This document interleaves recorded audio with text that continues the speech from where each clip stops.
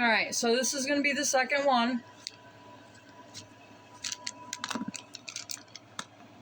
Try to bring you guys a little bit closer.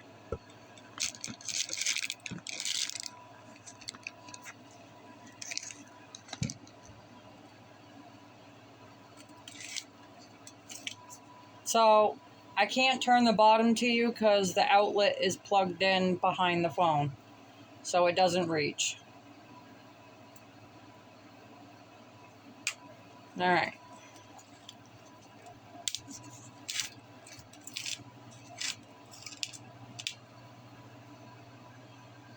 So now I just did that blue tumbler. I'm going to do another one.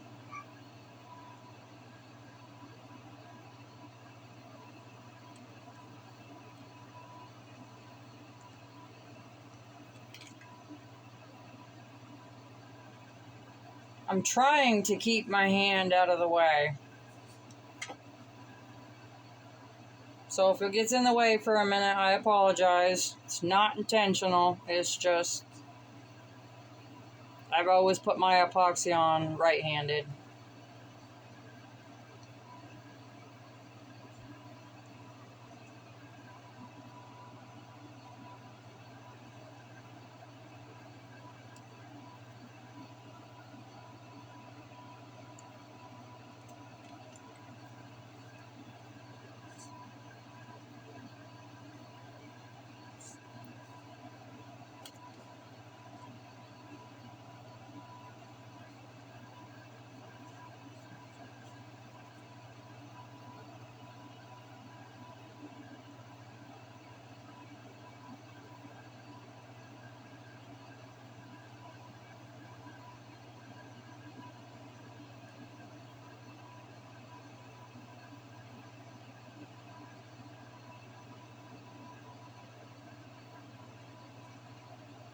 Sorry, I'm trying to get the brim.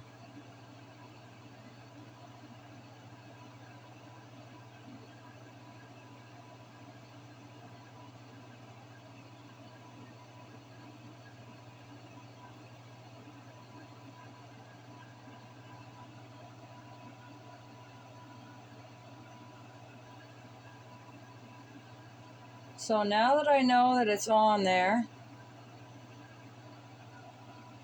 there's a couple of spots where you can tell bubbles had popped. There's an empty spot that I missed, so I'll fill it in.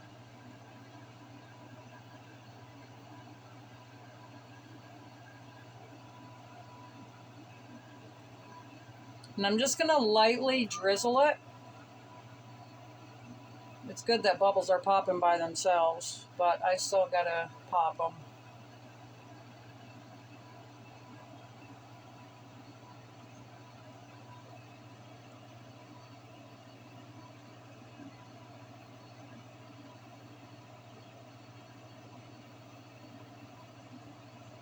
Just do a light drizzle.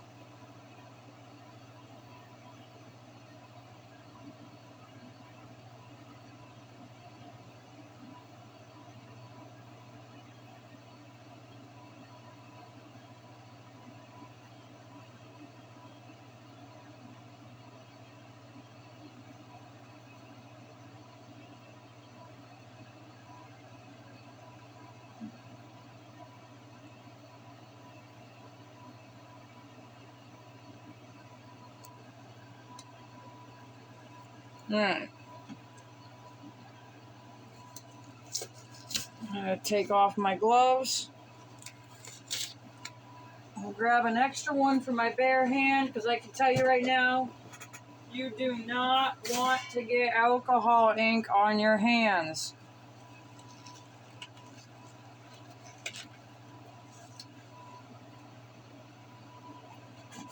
You do not.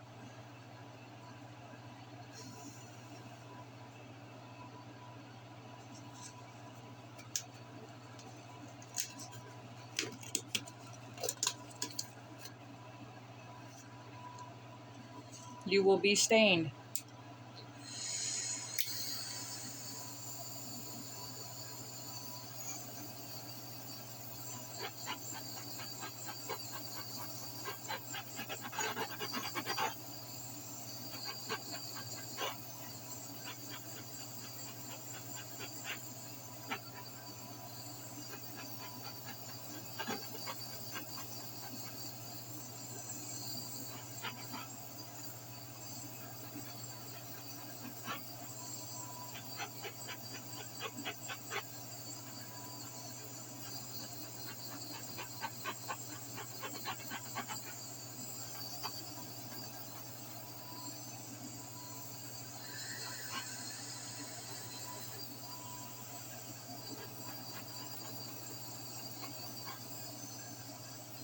So if anybody has questions, you know, definitely you can drop a comment down below. Like I said, I've been doing this for 3 years, and I've been very successful.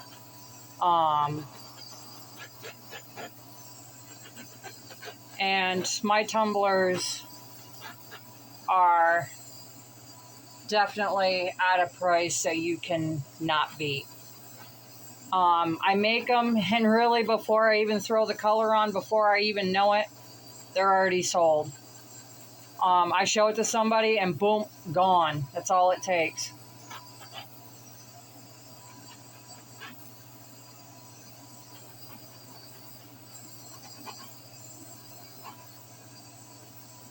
All right, so I think that's pretty good.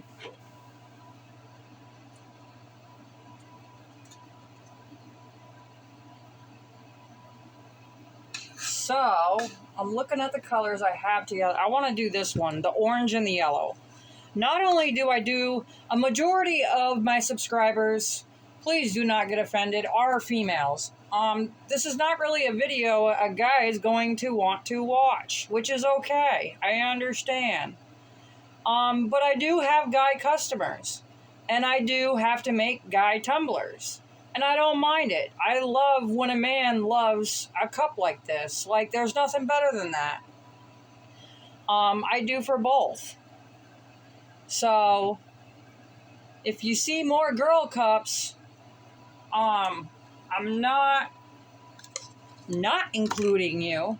It's just most of my customers are females. I do get a lot of people who their sons buy for their dads, which I think is pretty cool, especially for Father's Day.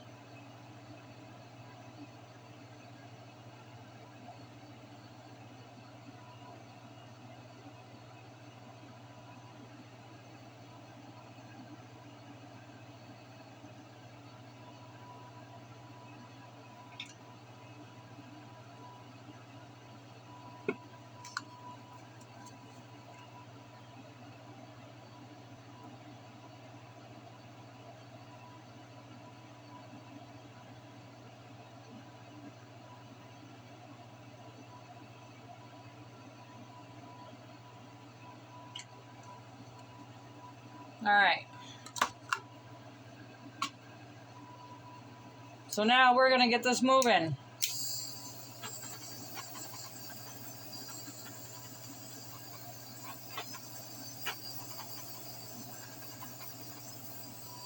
The bottom already looks bomb. I don't have to touch it. Most of the time, I don't even have to touch the bottom. A lot of what I torch is the white spots, or I'll go over the color quickly just to get it moving.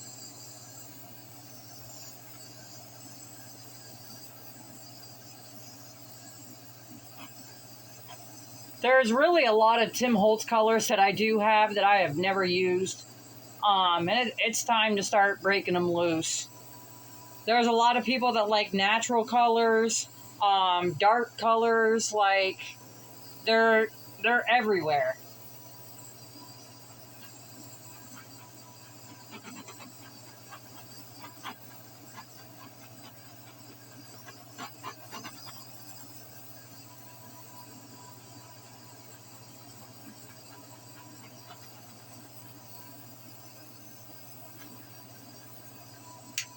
So to me, this is a little too much white. The spacing looks pretty cool, but it's just too much white in it.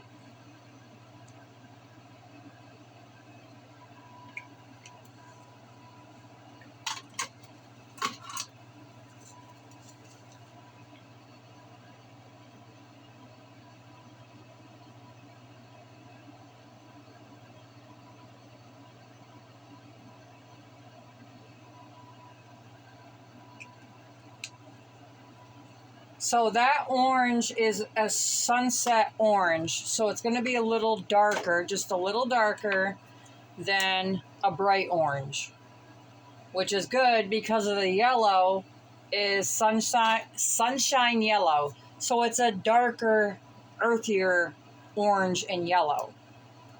that makes sense.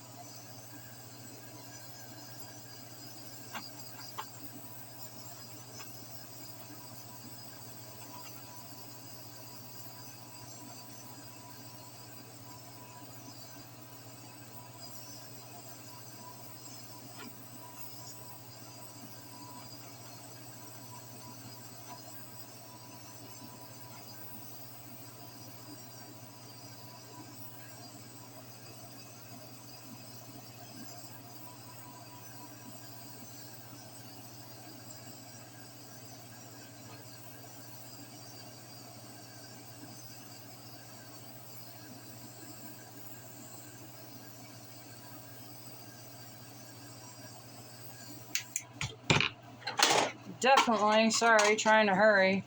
Gonna pop some more orange in here.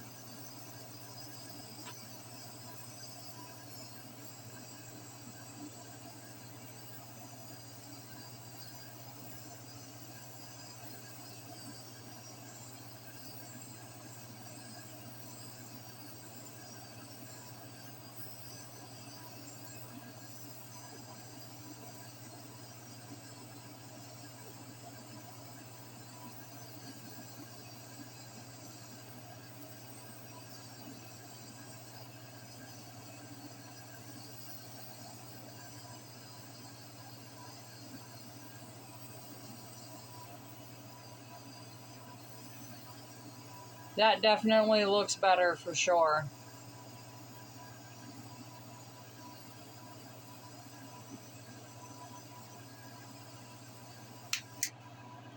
Now I'm gonna see if on here there's any spots where there could be an orange or a yellow put in. Ooh, bubbles. Gotta get them. Pow.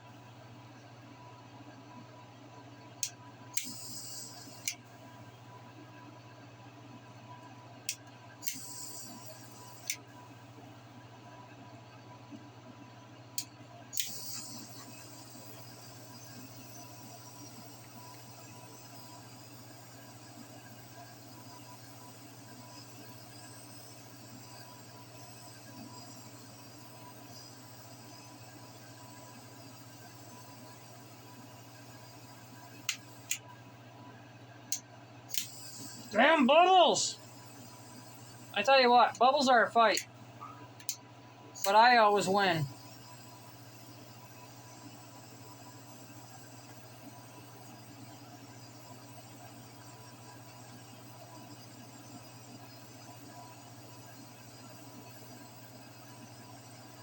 Bubbles are really something because they are really easy to see.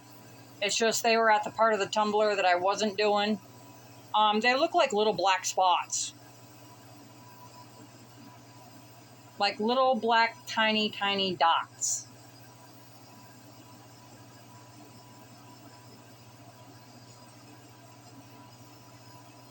Like I said, you can always look. Who cares? Stop it.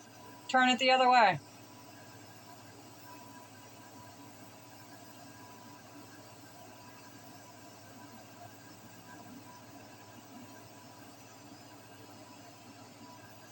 I think I pretty much got them all.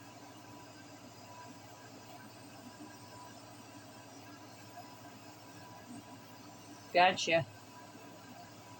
But, yeah, you know, I'm going to get into colors, like I said, that I've had for a while. I have a good amount of alcohol inks. I want to buy, like, every one of Tim Holtz that he has.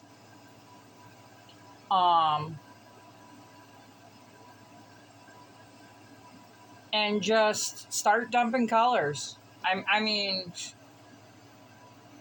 Not everybody likes the same thing. You know, I have copper, I have like jean colors, like greens, different greens, dark green, light green. I have denim and monsoon. Them are like dark blues. But yeah, I definitely want to buy the whole collection. So, by, I don't even know what time it is. It's, I'm sure, super late.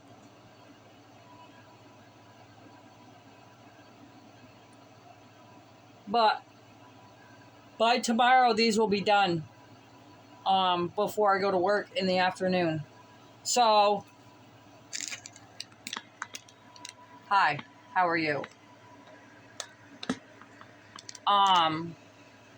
I'm going to tell you guys something. So, I've been doing this for 3 years, okay? I do multiple things, not just one thing. I do t-shirts that are very opinionated. I don't hold my mouth. I say what I gotta say. I'm not no cupcake. You know, sugar sweet. I don't tell you everything you want to hear. I'm brutally honest. If you ask me something, I'm gonna tell you. So I have a lot of different t-shirts, and I do the candles and the tie-dye. And the tie-dye I have not done in a little while because it's very, very hands-on. It really hurts your fingers, even when you have tools. So these have always sold for me, okay? So even though I have been a business owner for 3 years, let me tell you something. I started out with nothing, okay? I was under Section 8, and I hated it because you have the slumlords. You know what I'm saying?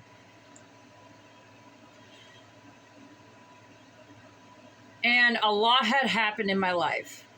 3 things had happened in my life. I got into a serious accident in my truck, which was a 2003 Ford F-150 with an 8-foot bed, and it was standard. I love it because I love manual transmissions. I ended up in an accident, and that's what this is. I had to have a plastic surgeon put my forehead back together. I wasn't supposed to live. I wasn't.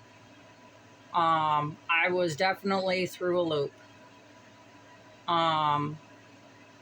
After that, I can't remember which came first, but a Rottweiler that was given to me, his name was Goober, and I didn't like that. I nicknamed him Tank because I could literally ride him like a horse. He was wide like a horse. And I fell in love with him. And my brother had called me and said, yeah, he said you can have him because he was left by someone who had an addiction to things, okay? Just totally abandoned him at this guy's house. So I was super stoked. I flew back. I didn't care what I had, what I didn't have. I flew back. I got the dog. Like I said, I can't remember which happened first, but these were 3 events. My accident happened first. And then I had, while I was living under HUD, I had a really good friend who lived above me. And when I went to New York City, like every weekend, to stay down there for the weekend, I would have him watch my apartment and take care of my animals. And he had the key to my place. I mean, he was my everything. His name was Todd. And he had been battling pneumonia for a year. And I had heard somebody on the steps, and I didn't know who it was because the steps went up the side of my apartment. And didn't really think of anything. I heard the shower that morning, and he had just got out of the hospital, and it was his coworker coming to his house looking for him because he didn't show up to work. And this was before I started my business. I never knew that he was dead right above my apartment.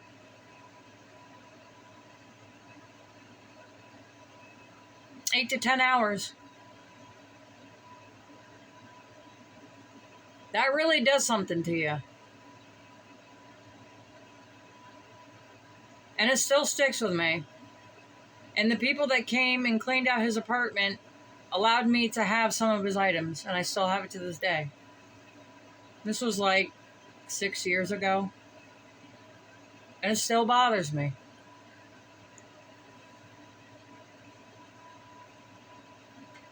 You know, all it takes is that one time that you don't check on somebody when you know their schedule, but you figure, oh, you know, maybe he's just taking a day, whatever, you know, or maybe it was him actually going down the stairs.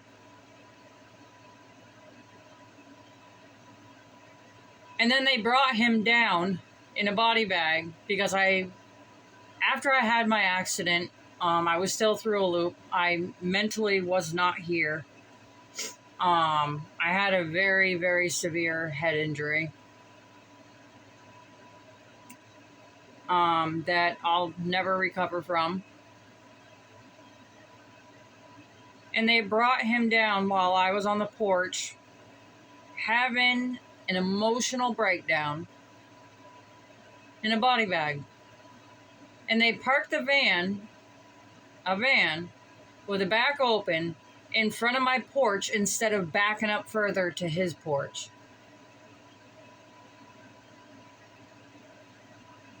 Imagine seeing your best friend come down the stairs after you just should have died, and now he's in a body bag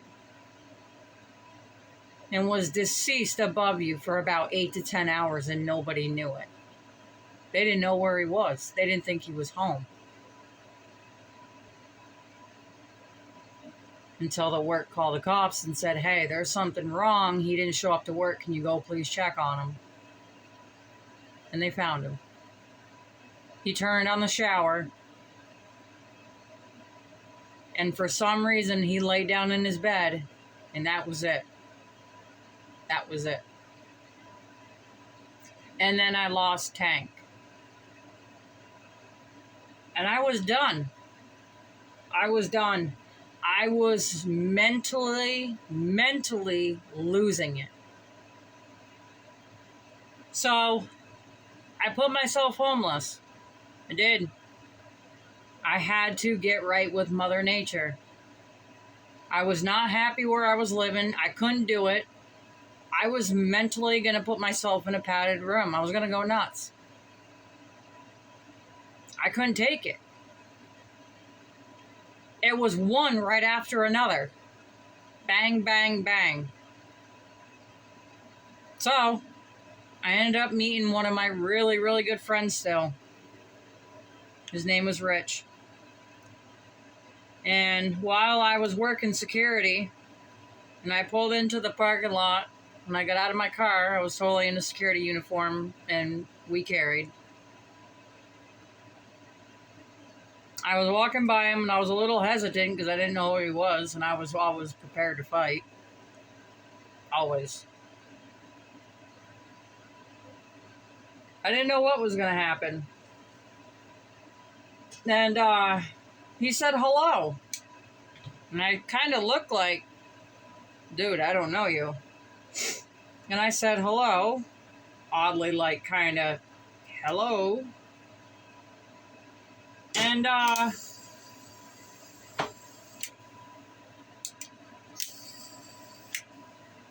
saw some bubbles.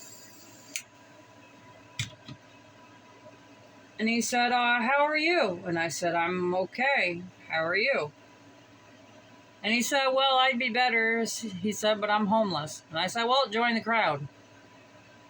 And I had to. I had to Because, like I said, the best way to describe it is I had to get right with Mother Nature and reset myself. Because what I was debating was not very good. And the whole change that the accident had took on my mentality and everything. I mean, I used to go in court and fight people's cases galore. And all them great good old words, I can't think of what they are anymore. So, I gave the guy a tent and a sleeping bag. Yep. And I told him where to go and where not to go. And he said, well, I'm not from around here. I don't know what that means. And I said, all right. Well, I guess you're coming with me, aren't you? My buddy Keith took me to a spot.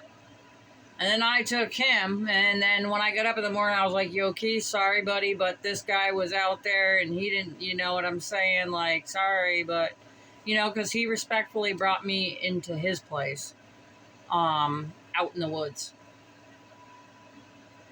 So he was cool with it. We all got together. We all got food. I mean, we had it all.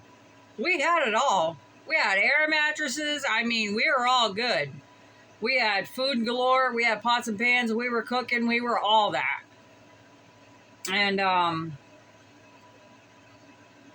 it came a point in time where it was time to go. And I looked at my buddy Rich and I said, yo, you're not going to believe this, but I've had a house for years. Yep. I had a house hidden. And I said, why don't we go there? Not my old apartment. I had a house.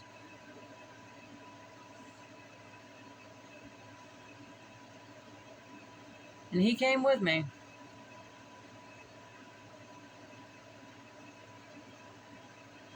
And after a little bit of time, probably not even a year, that's when I started my business. I said, you know what? I'm a rebellion type of person. I don't rebel just because. But I don't want to work for nobody. I don't.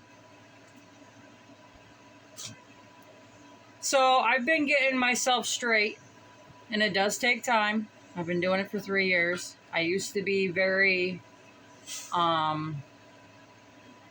noticeable on comments sold. I was big on comments sold. That's how I started. I used to do paparazzi until I found out it was so damn toxic. And it ate holes in my chest because I'm asthmatic. Smart one. I'm allergic to nickel. Anybody who is asthmatic is allergic to nickel. Duh. So, a bunch of the good old girls got together, and boy, did we find out what was in it. And I tell you what, I got totes that you could never even fathom of how much crap I have left. Because I pulled everything and I said, I'm not selling this to anybody. After that is when I started the tumblers. And I started 3 years ago. And I've been doing it ever since. And now it is time. And I've had a lot of people tell me for the past year or so to get your LLC. And it has been long overdue. But I've also been researching on the best route to go. Because a lot of the LLCs, yeah, I mean, you can file. You can do it your own. For Vermont, it's like 125, 150. It's less than $200. But I want to make sure everything is done right. So if you pay a company to do your, and I already have an EIN number anyway, but they'll probably give me another one. That's fine. It's just more numbers for the government to track me with. Let them run with it. Let them come find me. Good luck. I'm going to have a lot of things attached to me. I'm going to make it worth your while and worth your pay. You're going to wish you get paid double. So it's definitely been long overdue, and that stamp is coming. And it's a lot of work. You know, and like I said, I do work a full-time job, and I do this. I have a lot of people I have to answer to. And I do it with pride, dignity, and respect. Prior, yes, I'm prior DOC. And if I make something that I don't like, guess what? I throw it away. Even though a customer says, yeah, I like it. You ain't stamping my name on that. No. Sorry. It's just how I am. I'm very anal. I am my own worst critic. But that's what my customers want. If you're not proud of it, you shouldn't sell it. Not a half, a quarter, not even a 3/4. You're not 100%. That's bomb. I'll show you. That's bomb. Here. Look at the blue one now.